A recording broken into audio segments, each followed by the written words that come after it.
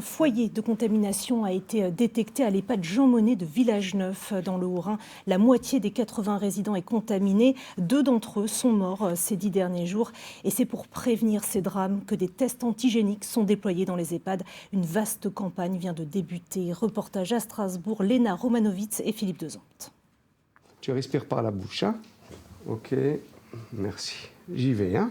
En 2 jours, tout le personnel soignant de cette EHPAD va être testé. Les animateurs, infirmiers, aides-soignants, mais aussi le personnel de ménage. C'est un moment un petit peu désagréable, mais ça dure une fraction de seconde, donc c'est vraiment un moindre mal pour un bien collectif. C'est important pour la sécurité et la santé des résidents, de toute l'équipe soignante également. Cette fois, pas de test PCR classique, mais un test antigénique, c'est la grande nouveauté. Pas la peine d'attendre une journée, le résultat tombe en un quart d'heure. Un trait, c'est négatif, 2 traits, c'est positif. Un outil de plus pour protéger les résidents.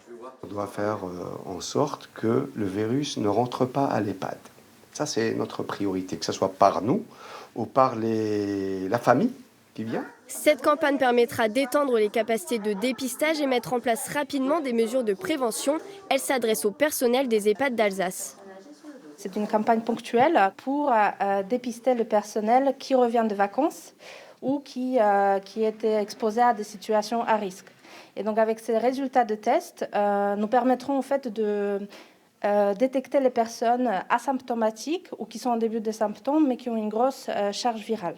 Et comme les tests antigéniques sont moins efficaces avec les plus de 65 ans, les résidents ont été testés avec des tests PCR classiques. C'est bien qu'on ait fait le test pour voir si on n'a pas de maladie, pour qu'on les protège tous, pour que ça nous rassure aussi, nous. On est avec eux tous les jours. Testé et rassuré, le personnel soignant comme les résidents se prépare à affronter la seconde vague de coronavirus.